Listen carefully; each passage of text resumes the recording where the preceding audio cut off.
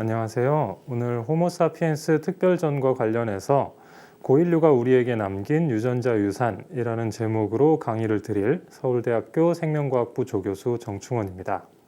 고인류가 우리에게 남긴 유전자 유산이라고 하는 것을 이해하려면 우선 고인류가 무엇인지 설명을 좀 드려야 될 것 같은데요.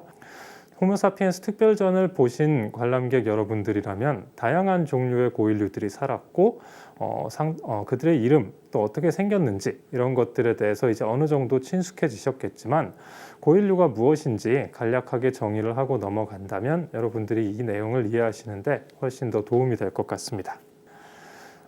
다윈 이래로 생물학자들은 생물들 간의 계통 유형 관계를 계통수 혹은 나무, 즉 트리의 형태로 나타내 왔는데요. 지금 지구상에 살고 있는 수백만 종의 다양한 종들 중에서 사람과 가장 가까운 관계에 있는 종은 이 그림에서 보시는 바와 같이 아프리카에 살고 있는 침팬지 또 보노보와 같은 대형 유인원들입니다. 이 그림에는 지금 두 마리의 굉장히 귀여운 아기 침팬지들을 보여주고 있는데요.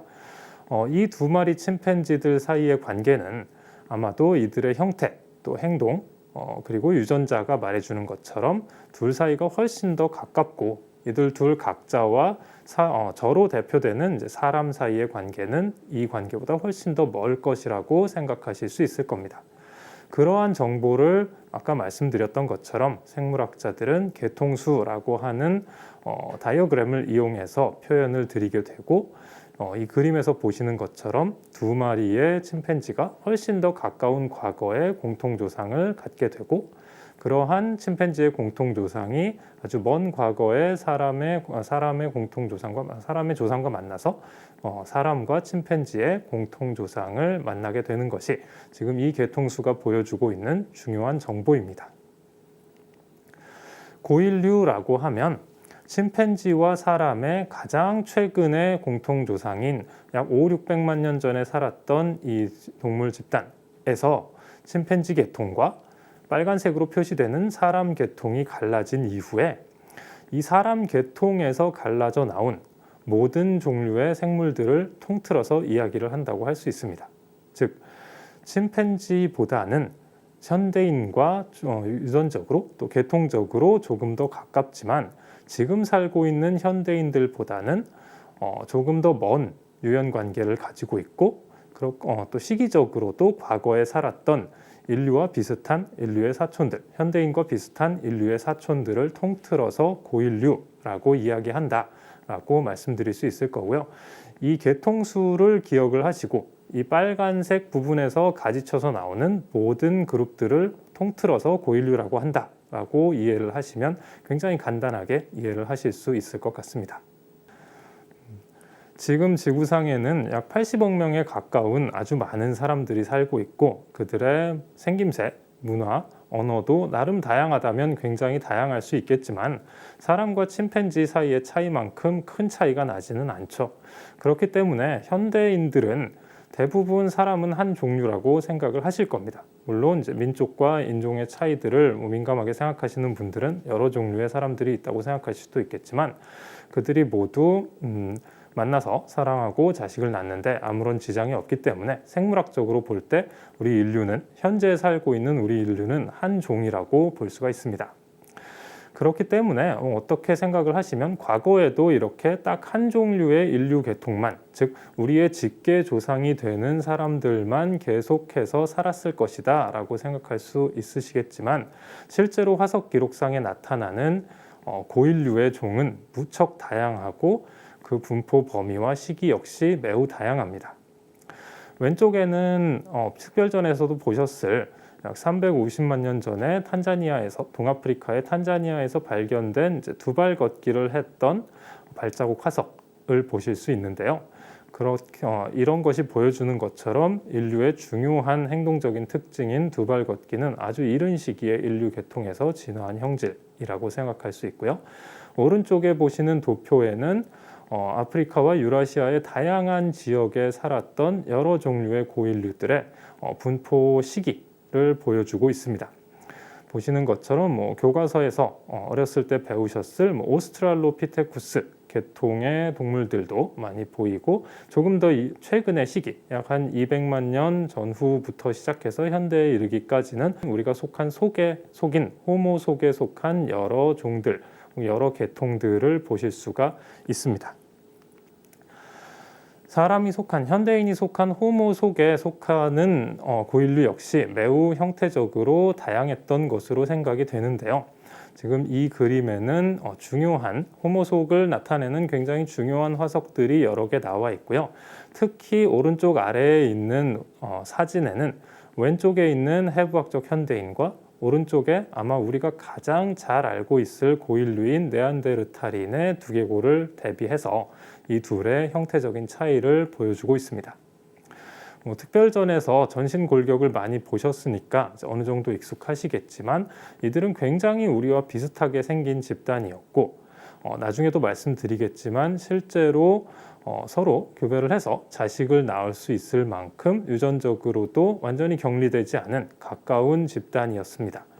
그래서 어떤 학자들은 네안데르탈인의 학명을 우리와 다른 종이라고 생각해서 호모 네안데르탈렌시스라고 부르는 반면 다른 분들은 이제 한 종에 속한 아종이라고 생각하셔서 호모 사피엔스 네안데르탈렌시스라고 부르시기도 하는데 생식적으로 완전히 격리가 되어 있지 않은 이상 진화생물학자 또 생물학자의 관점에서 보았을 때 완전히 서로 다른 종이라고 하기는 어려울 것 같습니다.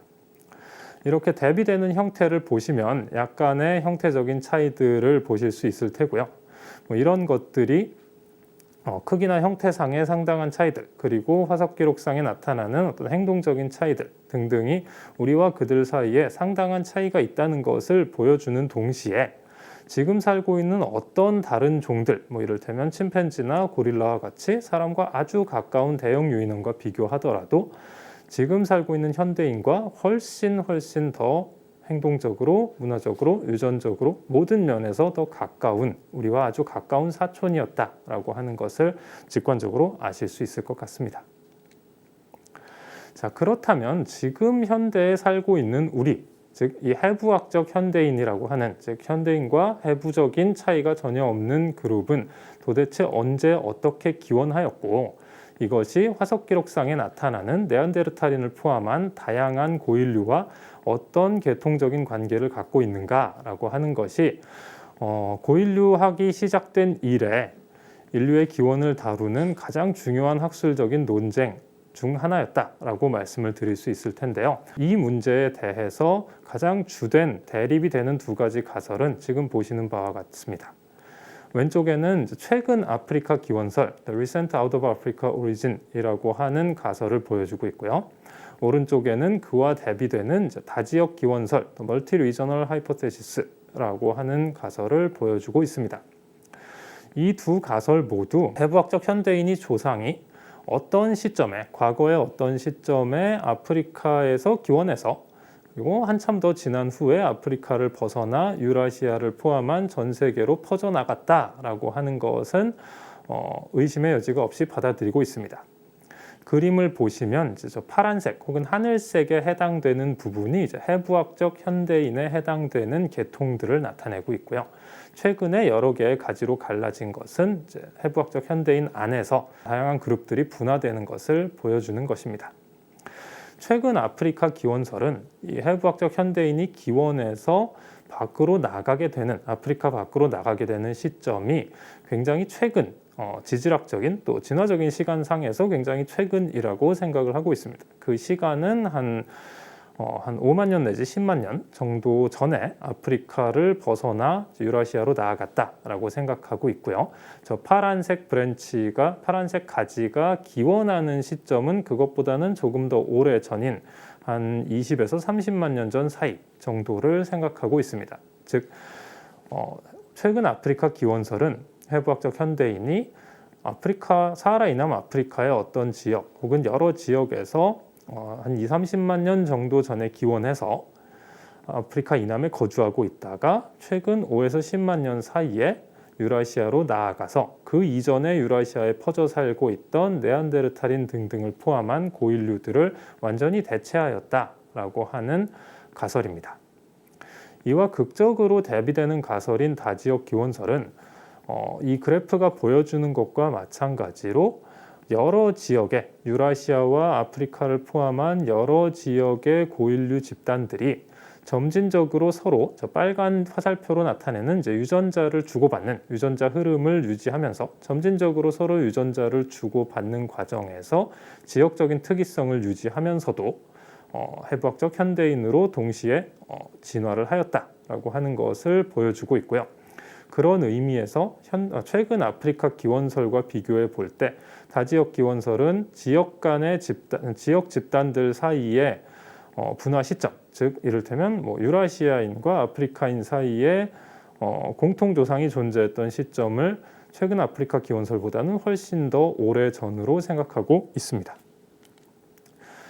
이것을 조금 더 자세하게 계통수의 형태로 나타내서 보자면 왼쪽 위에 있는 그림을 보시게 되면 해부학적 현대인 집단들이 그들이 유라시아에 살든 아메리카에 살든 오세아니아에 살던 아프리카에 살던 서로 가장 가깝고 유럽과 아시아 등 이제 유라시아에 살던 고인류들과는 조금 더 먼 관계를 가지고 있다라고 하는 것을 보여주는 게 이제 왼쪽 위에 최근 아프리카 기원설이 가지고 있는 현대인과 고인류 사이의 관계에 대한 가설입니다.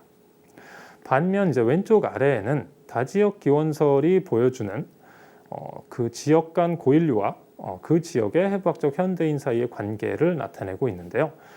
다지역 기원설은 오른쪽 다이어그램이 보여주는 것과 마찬가지로 아프리카에 살던 고인류는 현대 아프리카인에게 상당한 기여를 했고 유럽에 살던 네안데르탈인은 현대 유럽인의 유전자 풀에 상당한 기여를 했고 아시아에 살던 호모 에렉투스와 같은 이제 아시아의 고인류들 역시 아시아인에게 상당한 유전적인 기여를 하지 않았겠느냐라고 하는 가설을 가지고 있습니다. 그래서 가장 극단적인 형태로 나타내었을 때는 아시아의 고인류와 아시아의 현대인류가 서로 가장 가깝고 유럽의 고인류와 유럽의 현대인류가 서로 가장 가까우며 아프리카의 고인류와 아프리카의 현대인이 서로 가장 가까운 하지만 지역 간 고인류와 현대인류 사이엔 상당한 차이가 있는 이런 관계를 가지게 된다는 것이 다지역 기원설이 알려주는 예측이라고 할 수 있습니다. 그렇다면 이제 해부학적 현대인의 여러 집단 그리고 고인류의 여러 집단 사이가 어떤 관계를 가지고 있는지 또 그들이 분화한 시점은 어느 정도 언제인지 이런 것들을 예측할 수 있다면 추정할 수 있다면 두 가설 중 어떤 것이 데이터와 더 잘 부합하는지를 파악할 수 있을 것이고요. 그를 통해서 두 가설 중 어떤 것 혹은 이들과 다른 어떤 가설이 실제 자료와 가장 잘 부합하는지를 판단할 수 있을 겁니다.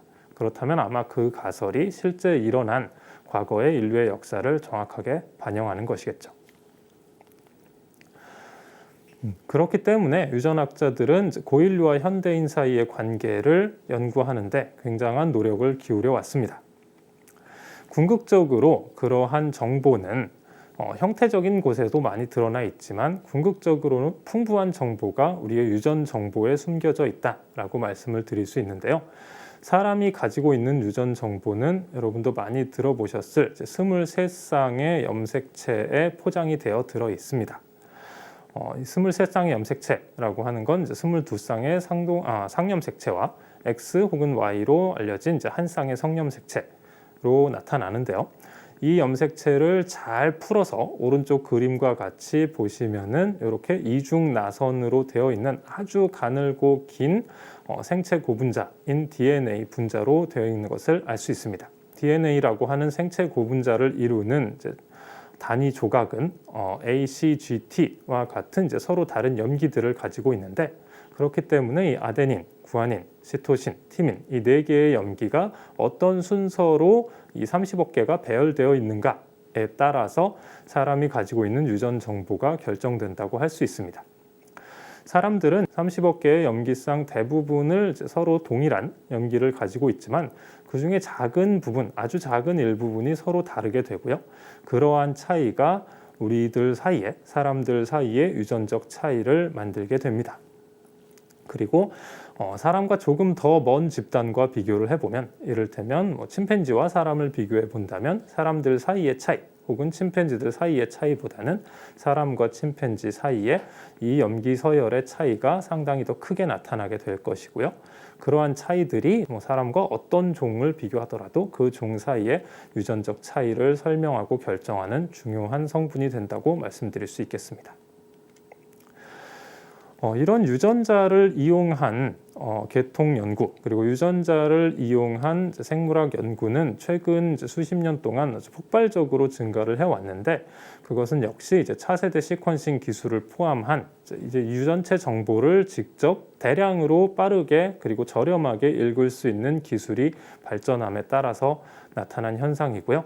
그렇기 때문에 지금 보시는 것처럼 최근 몇 년 사이에는 여러분들의 전체 유전체 30억 배 염기쌍이나 되는 이 유전체를 다 해독하는데 한 100만 원 내지 남짓한 비용이면 충분히 해독이 가능한 상황이 되었습니다. 여러분들의 유전자 정보를 이용을 해서 상당히 많은 맞춤 의학 정보를 드리게 된 것도 최근 몇 년 사이에 일어난 일이고요. 이러한 유전체를 해독하는 작업은 살아있는 생물에 대해서 진행을 할 뿐만 아니라 최근 여러 해 동안은 실험실 기술, 생화학 기술의 발달을 통해서 오래전에 죽은 생물의 뼈에서도 DNA를 추출해서 그것을 해독함으로써 이미 사라져버린 생물의 유전체 역시 읽을 수가 있게 되었고, 이러한 작업, 즉 옛날 유전체를 읽는 고유전체학 혹은 고고유전학 작업이 발달하는 것이 인류의 역사, 특히 고인류와 현대인 사이의 관계를 이해하는 데 매우 중요한 시금석이 되었습니다.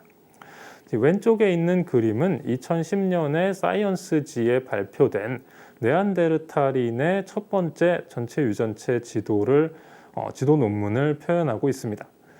배경에는 지금 DNA 이중나선이 그려져 있고요. 앞에 보이는 세 조각의 뼈에서 크로아티아에 있는 빈디아라고 하는 동굴에서 얻은 세 조각의 네안데르탈인 뼈에서 DNA를 추출했고, 그 DNA를 해독함으로써 우리와 네안데르탈인 사이의 유전적 관계에 대해서 굉장히 결정적인 연구를 하게 된 아주 중요한 랜드마크 논문이라고 말씀드릴 수 있습니다. 오른쪽 위에 있는 작은 네이처지에도 네이처와 셀지에도 이 논문에 대한 소개 기사가 실렸고요. 가운데 위쪽에 있는 네이처지의 표지 그림은 이 뼈들이 출토가 된 크로아티아의 빈디아 동굴을 보여주고 있습니다. 자, 그렇다면 이런 유전체 정보를 이용해서 유전체 염기 서열 사이의 차이를 분석해서 알아낸 고인류와 현대인의 관계는 도대체 어떻게 되는 걸까요?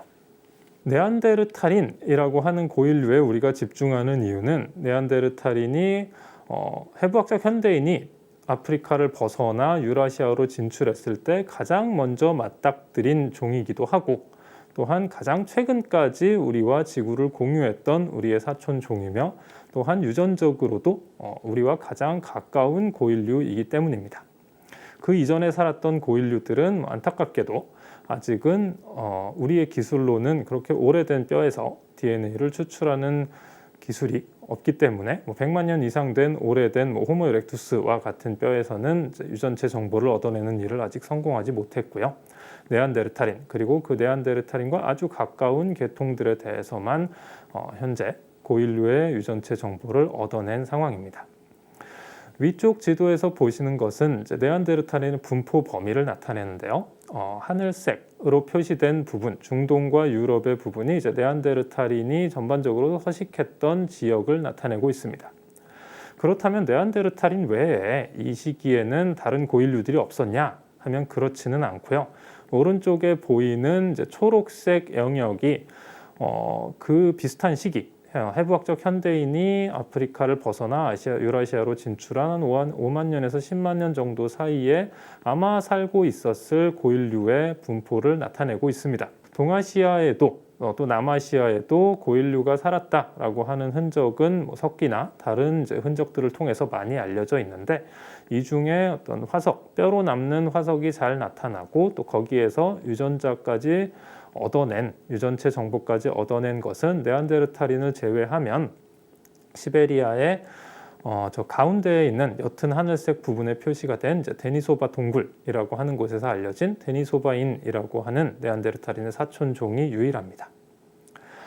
아래쪽의 지도는 이제 네안데르탈인 유전체를 얻어낸 다양한 네안데르탈인들이 유럽과 시베리아의 어떤 지역에 살았는지를 보여주는 그림이고요. 자, 이러한 정보들을 바탕으로 우리와 네안데르탈인 사이의 관계를 굉장히 정확하게 추론을 할 수 있었습니다.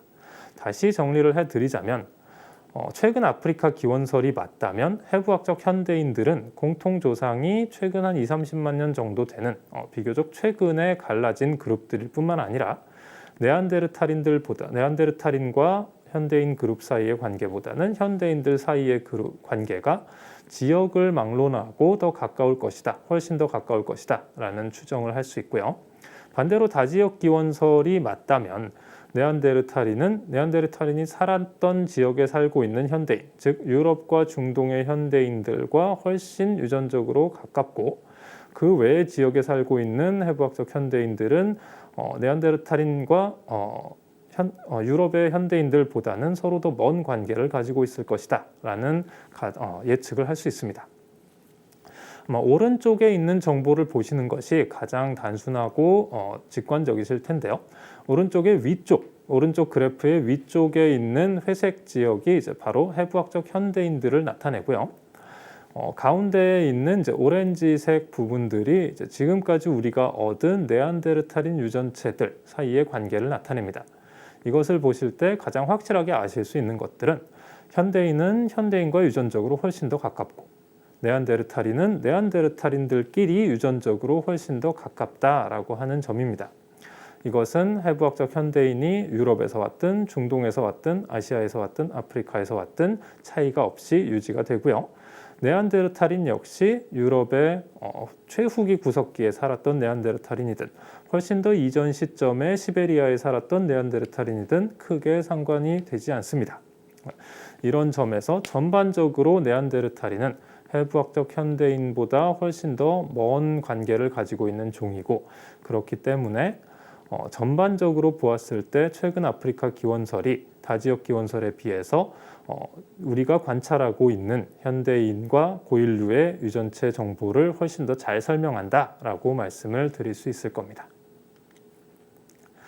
하지만 이 둘 중에 하나가 무조건 맞다. 즉 해부학적 현대인의 기원은 최근 아프리카 단일 기원설 그리고 완전한 대체로 설명이 가능하다라고 말씀드리기에는 유전체 정보는 상당히 재미있는 복잡한 정보들을 알려주는데요.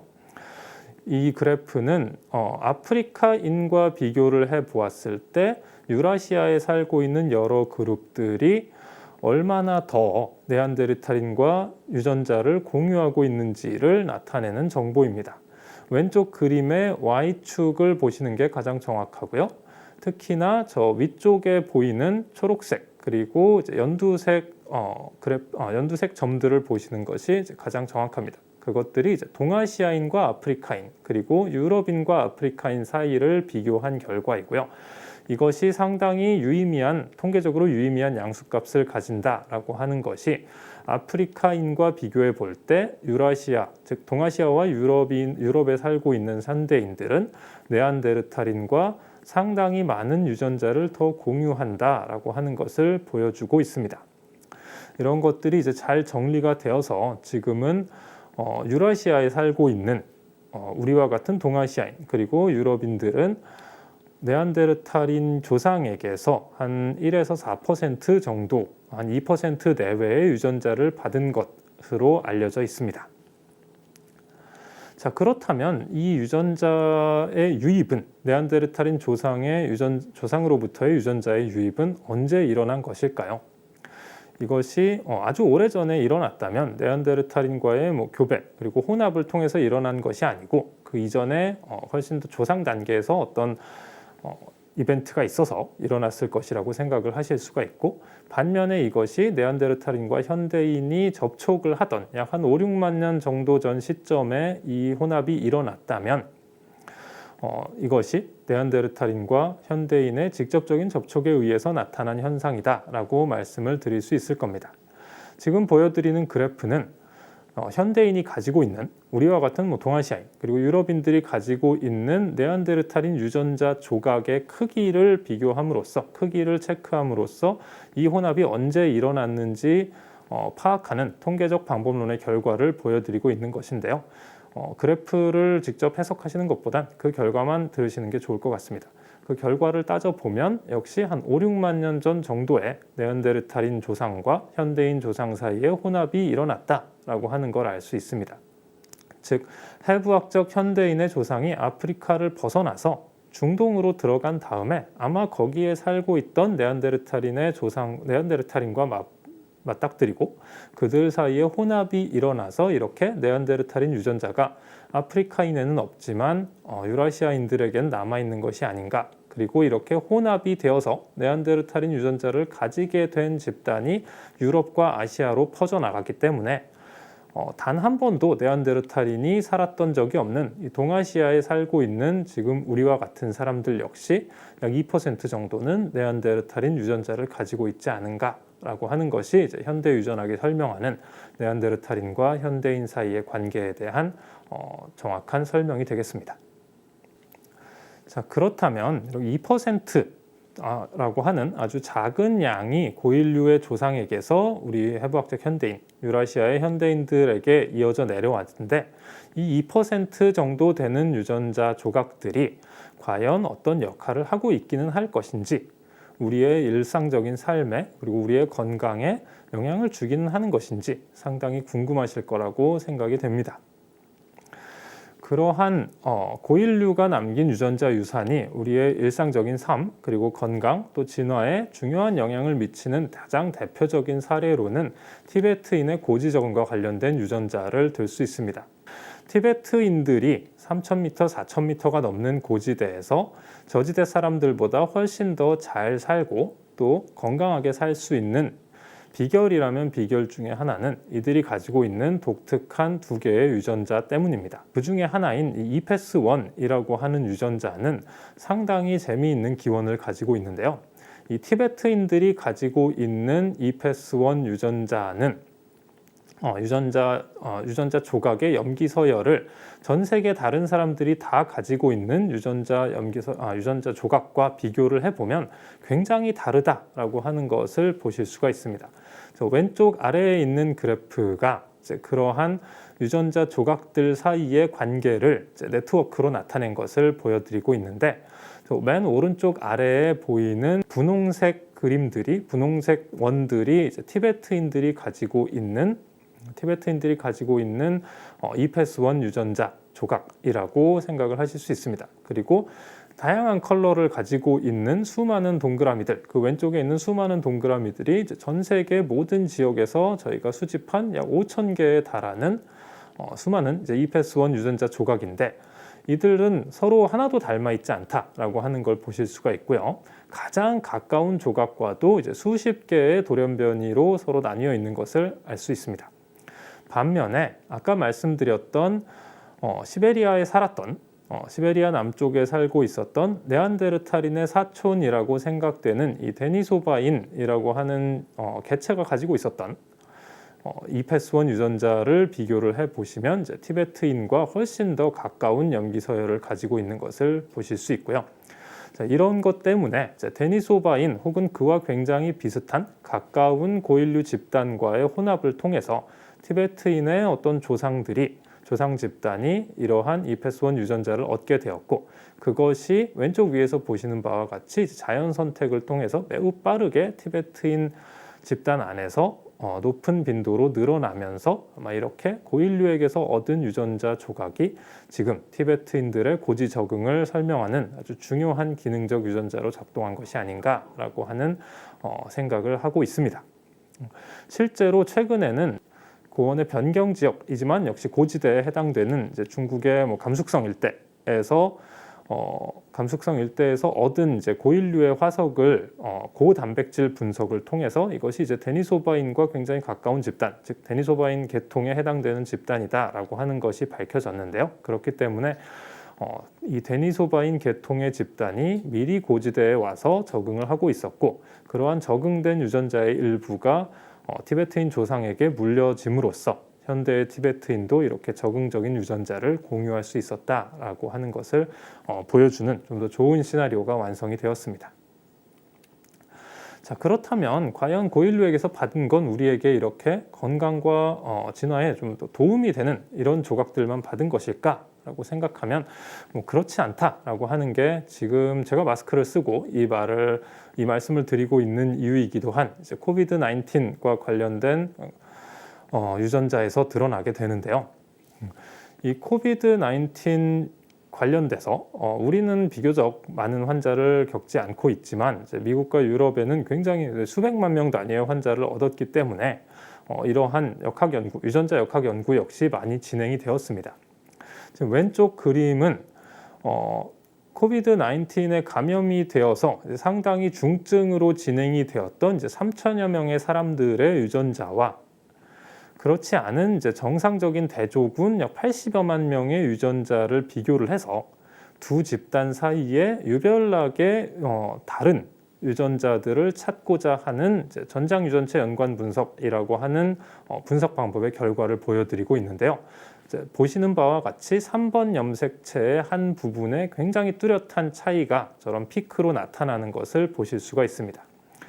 저 봉우리 부분을 이제 다시 잘 확대해서 들여다 보시면 그 중에서도 아주 작은 부분, 오른쪽 그림에서 맨 꼭대기에 보이는 이제 아주 작은 부분에 가장 심각하게, 가장 뚜렷하게 차이가 나는 이제 작은 유전자 조각을 발견을 하실 수 있을 텐데요. 이 유전자 조각의 기원이 상당히 재미있습니다. 자, 이 유전자 조각을 잘 살펴보시면, 이 오른쪽에 이제 원형으로 나타낸 개통수에서 보시는 바와 같이 지금 이 코비드 19 중증 환자가 될 확률을 크게 높여주는 유전자 조각은 네안데르탈인들이 가지고 있던 유전자 조각이었고, 그것은 이제 아마 초기에 해부학적 현대인이 유라시아로 나올 때 네안데르탈인과 교배를 통해서 현대인 집단으로 다시 유입이 된 것으로 보입니다. 그리고 이러한 코비드 19의 중증 환자가 될 위험성을 높여주는 이 유전자 조각의 분포 역시 오른쪽 위에 지도에서 보시는 바와 같이 지역 간 또 집단 간의 상당한 차이를 가지고 있는 것을 볼 수 있고요. 그렇기 때문에 이제 고인류에게서 물려받은 이 유전자 유산이 사실 지금 이런 코비드 19이라고 하는 새로운 전염병, 새로운 환경 하에서는 과거의 환경에서 무슨 일을 했는지는 모르지만 예기치 못하게 진화적으로 겪어보지 못한 새로운 안 좋은 영향도 끼칠 수 있다라고 하는 것을 여기에서 잘 보여주고 있습니다. 이뿐만 아니라 네안데르탈인 유전자 조각들은 우리가 가지고 있는 네안데르탈인을 포함한 고인류의 유전자 조각들은 상당히 다양한 기능을 가지고 질병을 촉진하기도 하고 또한 질병에 대한 어떤 예방을 해주기도 하는 이런 다양한 효과들을 가지고 있는 것으로 알려져 있어서 이들이 우리의 건강과 일상생활에도 상당한 영향을 미친다라고 하는 것을 말씀드릴 수 있을 것 같습니다. 마지막으로 요약을 드리자면 고인류라고 하는 것은 침팬지와의 공통조상에서 갈라진 후에 인류 계통에 속했지만 지금은 사라진 다양한 계통의 인류 집단을 통틀어서 일컫는 말이다. 그리고 약간의 고인류와의 혼합, 네안데르탈인 등등을 포함한 고인류와의 혼합을 새로 넣은 최근 아프리카 기원설이 해부학적 현대인의 기원을 가장 잘 설명하는 가설이다라고 말씀드릴 수 있겠고요. 고인류에게서 물려받은 이 작은 비율의 유전자는 특별한 기능을 가지고 있는 것이 아닌 부분들도 있지만 상당한 부분 현대인의 건강과 적응에 영향을 주고 있다. 즉 우리의 일상생활에도 이런 수만 년, 수십만 년 전에 일어난 진화적인 이벤트들이 상당한 영향을 주고 있다라고 하는 것을 말씀드리면서 오늘 강의를 마치고자 합니다. 들어주셔서 감사합니다.